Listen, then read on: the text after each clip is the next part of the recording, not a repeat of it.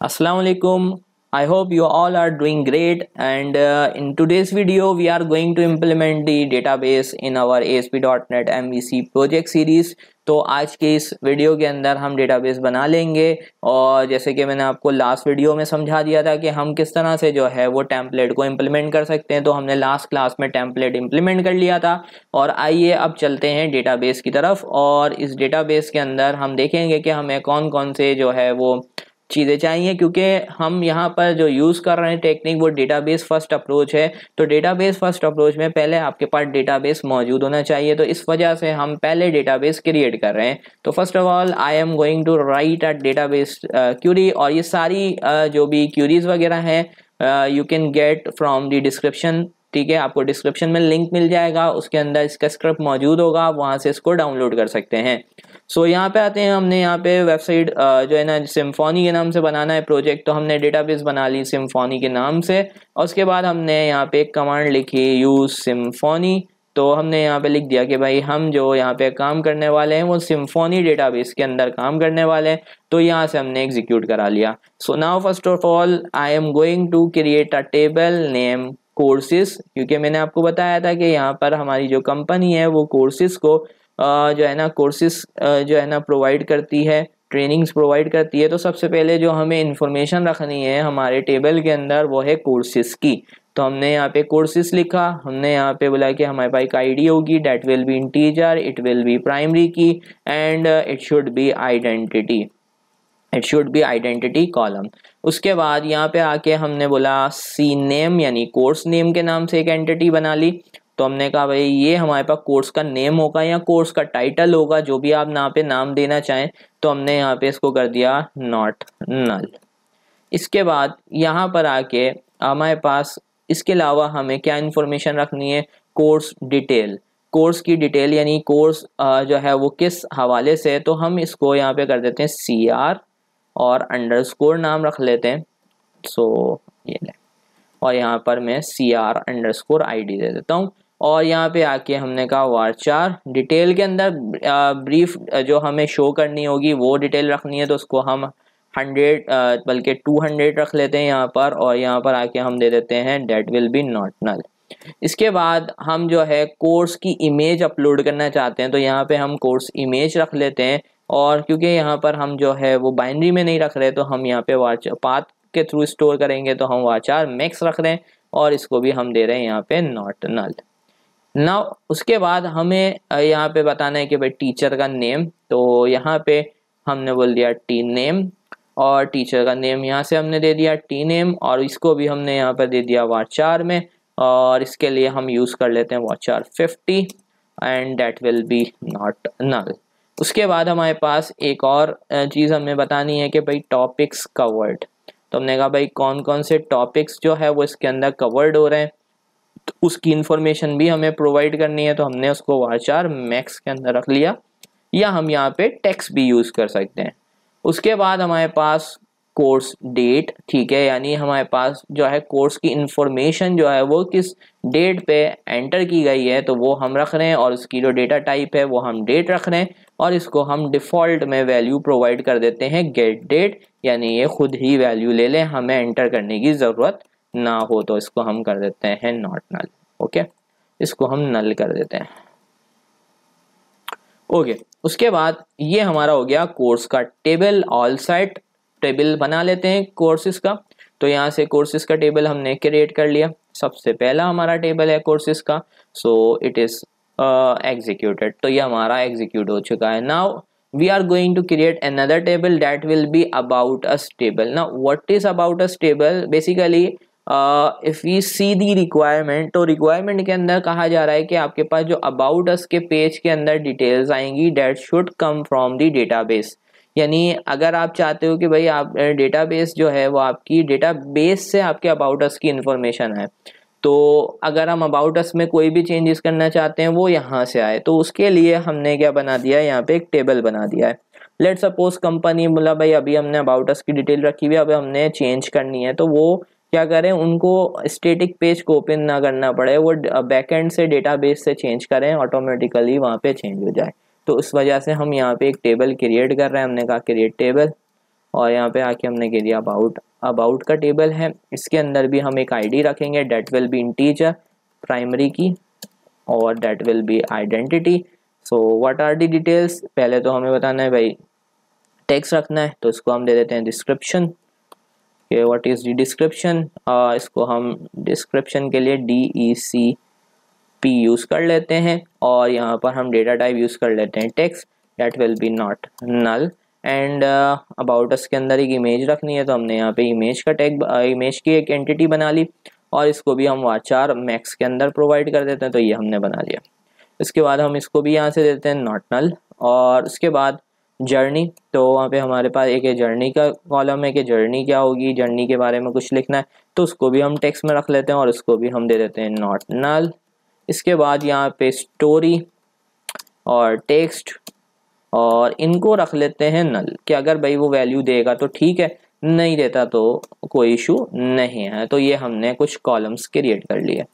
ये columns create करने के बाद हमने अबाउट का टेबल भी यहाँ से मेंटेन कर लिया। So now let's come to the next table, that is frequently asked question. यानी यहाँ पर हमारे पास एक पेज होगा फ्रीक्वेंटली आस्क्ड क्वेश्चंस का, जिसके अंदर जो भी हमारी वेबसाइट यानी कोर्सेज के हवाले से जो मोस्ट कॉमन फ्रीक्वेंट क्वेश्चंस वगैरह होंगे, उसके लिए हमने एक डेटाबेस का टेबल बनाना है, जो कि क्वेश्चंस हमारा बैकएंड से एडमिन ऐड कर सकेगा, और वो जो क्वेश्चंस और आंसर्स हैं वो डेटाबेस में स्टोर होंगे, और वो फिर हमारे फ्रंट पेज पे डिस्प्ले हो रहे होंगे। तो यहाँ पर हमने एक क्रिएट टेबल बना लिया, इसको नाम दे दिया FAQS, ठीक है। और इसके अंदर हमने कहा it will also have an ID integer that will be primary key and identity. उसके बाद कॉमा, उसके बाद हमने कहा क्वेश्चन, ठीक है। क्वेश्चन के लिए हमने यहाँ पे क्वेश्चन लंबा भी हो सकता है तो टेक्स्ट ही यूज कर लेते हैं। इसके अलावा हमने यूज कर लिया आंसर, तो हमने यहाँ पर बना लिया आंसर, और इसको भी रख लिया टेक्स्ट में। तो ये हमारे दो कॉलम्स होंगे इसके अंदर, एक ID का, एक क्वेश्चन का और एक आंसर का। तो ये भी हमने एग्जीक्यूट कर लिया। सो हमने 3 कॉलम्स यहाँ पे इम्प्लीमेंट कर लिए। इसी तरीके से क्योंकि हमारा जो ये सेंटर है प्राइवेट इंस्टीट्यूट है, इसके डिफरेंट सेंटर्स जो है वो डिफरेंट जगह पे अलोकेटेड है, तो हमारे पास एक टेबल बनेगा कॉन्टेक्ट अस का, जिसमें हम डिफरेंट सेंटर्स की अपनी इंफॉर्मेशन स्टोर करना चाह रहे हैं। सो हम बनाएंगे क्रिएट टेबल, और यहाँ पे हमने कहा कॉन्टेक्ट का एक हमारा पेज है, जो है कॉन्टेक्ट का पेज है, उसके लिए हम जो है यहाँ पे टेबल क्रिएट कर रहे हैं। ID integer, it will be primary key, और इट विल हैव आइडेंटिटी, ठीक है। सेंटर नेम, ठीक है, तो यहाँ पर हम बोल देते हैं CE_name दैट विल बी वाचार, और वाचार इसके अंदर हम यूज करेंगे 50, सेंटर का नेम आ जाएगा, और इसको 100 ही रख लेते हैं क्योंकि सेंटर का नाम बड़ा भी हो सकता है। तो सेंटर की ईमेल क्या है, that will also be varchar and it will be of 90 and it will be unique। तो यहाँ पे हम लगा रहे यूनिक ताकि हमारे पास डुप्लीकेट वैल्यू ना आए। सो यूनिक की स्पेलिंग गलत हो गई थी, ओके। उसके बाद हमारे पास कॉन्टेक्ट, कि भाई उसका कॉन्टेक्ट क्या है सेंटर का, तो CE_contact, और that will also be in the varchar, तो इसको भी हमने वाचार में स्टोर कर लिया। उसके बाद सेंटर का एड्रेस CE_address, और ये हम टेक्स्ट में स्टोर करेंगे, और that will be not null. अच्छा, और साथ में हमें कॉन्टेक्ट की इंफॉर्मेशन के साथ भी नॉट नल लगाना है, कॉपी, और इसके साथ भी हमने पेस्ट कर दिया, यहाँ पे भी पेस्ट कर दिया, यहाँ पे भी हमने। उसके बाद यहाँ पर आके हम और क्या इन्फॉर्मेशन रखना चाह रहे हैं, बस यही इन्फॉर्मेशन हम कॉन्टेक्ट के टेबल में रखना चाह रहे हैं। तो यहाँ से हमारा बन जाएगा ये कॉन्टेक्ट का टेबल, तो हमारे कॉन्टेक्ट का टेबल भी बन गया। उसके बाद हमारे पास 2 और मजीद टेबल हैं जो हम यहाँ पर इम्प्लीमेंट करना चाह रहे हैं। एक टेबल है हमारा एग्जामिनेशन का, क्योंकि मैंने आपको बताया था कि यहाँ पर हम एग्जामिनेशन भी जो है वो क्या करते हैं, जो है ना यहाँ पे करवाते हैं। तो एग्जामिनेशंस जो है वो यहाँ से हम ओपन करेंगे, और हमारे स्टूडेंट्स जो होंगे वो एग्जामिनेशन के लिए अप्लाई करेंगे, और फिर उनका रिजल्ट अपलोड होगा। तो इसके लिए हम यहाँ पे क्रिएट बनाते हैं टेबल, और क्रिएट टेबल का नाम हमने यहाँ पे दे दिया एग्जामिनेशन का हमारा टेबल है। अब एग्जामिनेशन के अंदर हम एग्जाम_ID का एक कॉलम बनाएंगे integer, that will also be primary key and it will have identity। Exam का नेम क्या है, एग्जाम नेम, ठीक है, तो उसको हम दे देते हैं अंडरस्कोर, और यहाँ पे भी मैं EXID रख लेता हूँ, और यहाँ पे आके हमने कह दिया एग्जाम का name varchar, that will be 50 and not null। इसके अलावा हम यहाँ पे कौन कौन से टॉपिक कवर हो रहे हैं, एग्जाम टॉपिक्स, कि वो कहाँ पे हमारे पास आ रहा है, इसको भी हम यहाँ से स्टोर कर लेते हैं varchar 50 के अंदर, और इसको हम दे देते हैं that will be not null। Examination की जो डेट होगी वो, ठीक है, तो एग्जामिनेशन की डेट जो है वो हम डेट में स्टोर करना चाह रहे हैं, that will be also not null। और टेस्ट की फ़ी क्या होगी, तो हमने कहा भाई टेस्ट अंडरस्कोर फ़ी, और ये हमारे पास जो है यहाँ पे टेस्ट फ़ी हमने रखी हुई है, टेस्ट फ़ी को हम रखेंगे इंटीजर में, और that will also be not null, ठीक है। और ये एग्जामिनेशन की डेट होगी, और एक होगी लास्ट डेट टू अप्लाई, तो हमने कहा last underscore date, last date to apply, तो लास्ट डेट अप्लाई की क्या होगी varchar, और इसको भी हम डेट में रखना चाहते हैं, तो डेट नॉट नल। तो यानी हमारे पास दो डेट है, एक हमारे पास लास्ट डेट है अप्लाई करने की, यानी इस डेट के बाद जो हमारी एग्जामिनेशन की वो आ रही होगी अप्लाई करने की क्यूरी, वो यहाँ से हमें अप्लाई करने नहीं देगा इस पर्टिकुलर एग्जामिनेशन के लिए, और यहाँ पे हमने एग्जाम की डेट मेंशन की होगी कि इस दिन आपके पास एग्जाम कंडक्ट होगा। एग्जाम का स्टेटस, तो जैसे ही यहाँ पर हम यहाँ पर स्टेटस रख रहे हैं, तो स्टेटस को हम जो है ना बिट डेटा टाइप में भी रख सकते हैं, ठीक है। एक हमारे पास बिट डेटा टाइप होती है 0 और 1 रहती है, जिसके अंदर हम जो है ना स्टेटस के लिए यूज़ कर सकते हैं, या फिर हम स्टेटस के लिए जो है वो यहाँ पर ये भी इम्प्लीमेंट कर सकते हैं कि हम यहाँ पर इसको varchar में रख लें, कि भाई हम यहाँ पे varchar में इस तरह से रख लें कि भाई हमने कह दिया varchar, और इसको हमने कह दिया 50, और हमने इसकी डिफ़ॉल्ट वैल्यू रख दी एक्टिव, यानी जैसे ही हम कोई एग्जामिनेशन लगाएंगे वो हमारे पास एक्टिव हो जाएगी, और फिर बाद में जैसे ही हमारे पास हो जाएगा तो हम उसको डीएक्टिव भी कर पाएंगे, तो वो हम बैकएंड से करेंगे। तो ये हमारा एग्जामिनेशन का टेबल हमने क्रिएट कर लिया। तो एग्जामिनेशन का टेबल क्रिएट कर लिया। अब एग्जामिनेशन के टेबल के बाद, क्योंकि एग्जामिनेशन आ चुकी है, तो अब स्टूडेंट जो है वो एग्जामिनेशन के लिए क्या करेंगे, साइन अप करेंगे। तो अब जो हमारे स्टूडेंट है वो एग्जामिनेशन के लिए साइन अप करेंगे, तो उसके लिए हमें एक टेबल क्रिएट करना है। तो यहाँ पे एक और टेबल क्रिएट करेंगे, create table student underscore examination के नाम से, और इसके अंदर आकर हम पहले जो है वो स्टूडेंट की आईडी जो है वो रखेंगे, और that will be integer, primary की आइडेंटिटी हो जाएगी ये भी।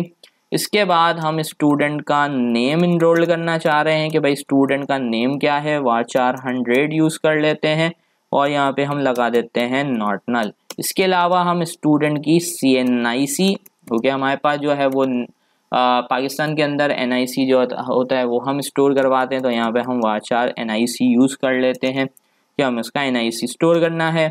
इसके अलावा what we have to do, हमें स्टूडेंट का जो है वो इमेज रखनी है, तो इमेज यूज़ कर लेते हैं varchar, और इसके लिए हम मैक्स यूज़ करेंगे, तो हम यहाँ पे नॉट नल दे देते हैं। इसके बाद हमें स्टूडेंट की ईमेल स्टोर करवानी है, ठीक है, तो उसके लिए हम यहाँ पे varchar 100 यूज़ कर लेते हैं, इसको हम दे देते हैं यहाँ से नॉट नल। इसके बाद हम स्टूडेंट का कॉन्टेक्ट नंबर स्टोर करना चाह रहे हैं, तो भाई यहाँ पर हमने स्टूडेंट के कॉन्टेक्ट के लिए एक फील्ड बना ली, और ये हमारे पास क्या होगी, ये भी हमारे पास varchar होगी 50, वो दे देते हैं हम नॉट नल। उसके बाद हमारे पास स्टूडेंट का एड्रेस हमें यूज़ करना है, तो एड्रेस varchar, और इसको भी हम एड्रेस के लिए हम टेक्स्ट यूज़ करेंगे, तो एड्रेस के लिए हमने टेक्स्ट यूज़ किया, यहाँ पर हमने नॉट नल दे दिया, ठीक है। उसके बाद अब भाई स्टूडेंट जब अप्लाई करेगा तो वो एग्ज़ाम भी तो बताएगा किस एग्ज़ाम के लिए वो अप्लाई कर रहा है, तो यहाँ पे हमारी एग्ज़ाम आईडी आएगी, और एग्ज़ाम आईडी हमारी जो होगी वो क्या होगी, फॉरेन की होगी, तो यहाँ पर हम फॉरेन की बनाते हैं, और यहाँ पे हमने फॉरेन की का कोड लिख दिया, और टेबल हमारा कौन सा था, एग्जामिनेशन का हमारा टेबल था, और उसके अंदर हमारे पास आईडी थी EX_ID, इस नाम से हमने आईडी बनाई है। तो यहाँ पर हमारा स्टूडेंट एग्जामिनेशन का जो टेबल है वो भी हमने इम्प्लीमेंट कर लिया है। अब भाई ये भी हो गया। अब एक सेपरेट टेबल और चाहिए जिसके अंदर हमारे पास स्टूडेंट का रिजल्ट हम स्टोर करने वाले हैं, जिसके अंदर हम स्टूडेंट का रिजल्ट स्टोर करने वाले हैं। अब उसके अंदर हम क्या रखेंगे, हम यहाँ पर एक टेबल क्रिएट करेंगे, टेबल, और हमने कहा रिजल्ट्स, और रिजल्ट के अंदर रिजल्ट की एक आईडी होगी, इसको हम r_id दे देते हैं, integer that will also be primary key and identity column लगा देते हैं इसके ऊपर। इसके बाद हमने कहा भाई हमारे पास यहाँ पे एग्जाम आईडी आएगी, ठीक है। एग्जाम आईडी क्यों आएगी कि भाई किस एग्जाम आईडी का कोर्स उसने दिया था, तो यहाँ पे हमने एग्जैक्टली जो अभी हमने लाइन यहाँ से लिखी है यही मैं कॉपी करने वाला हूँ, और यहाँ पे हमने फॉरेन की बनानी है, फॉरेन की बना ली। उसके बाद हमारे पास भाई स्टूडेंट आईडी, कि भाई किस स्टूडेंट आईडी का जो है ना यहाँ पर उसकी प्राइमरी की बनानी है यहाँ पर। तो यहाँ पर आके हमने किया उसको कॉपी, इसको हमने यहाँ पे आके पेस्ट किया। अब यहाँ पे हमने std_examination देना है, और यहाँ पर आके हमने देना है std_id, ठीक है। ये हमारा यहाँ पे एक और रेफरेंस क्रिएट हो गया, 2 प्राइमरी की बन गई। इसके बाद हमें क्या अपलोड करना है, हमें टेस्ट स्कोर अपलोड करना है। तो हमने यहाँ पे लिखा भाई टेस्ट स्कोर, टेस्ट में उसने कितना स्कोर किया है, उसके बाद हमने यहाँ पे दे दिया नॉट नल।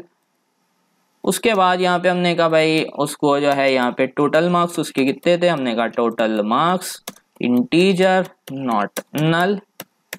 इसके बाद हमने यहाँ पे आके बोल दिया कि भाई यहाँ पर इसका रिजल्ट भी हम स्टोर करेंगे कि भाई उसने रिजल्ट क्या बना, उसका रिजल्ट पास है या फेल है। तो हम यहाँ पर आके बोल देते हैं भाई डेट विल बी var में होगा 50 और that will also be not null, okay. तो ये हमारे पास हर रिजल्ट्स का टेबल बन गया जिसके अंदर हम यहाँ पे स्टूडेंट का रिजल्ट एंटर करवाने वाले हैं।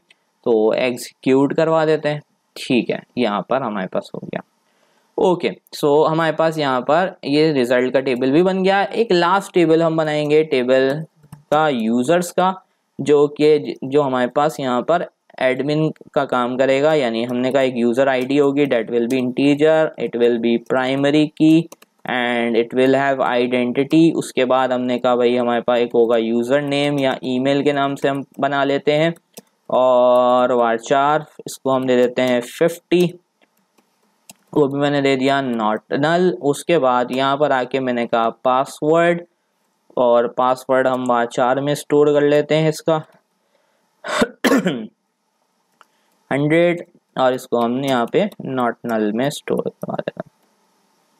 तो ये हमारा एक यूज़र का टेबल बन जाएगा। भाई यूज़र का टेबल हमने क्यों बनाया है वो आपको आगे समझ आएगा, क्योंकि अब आगे हम एडमिन पैनल इंप्लीमेंट करेंगे।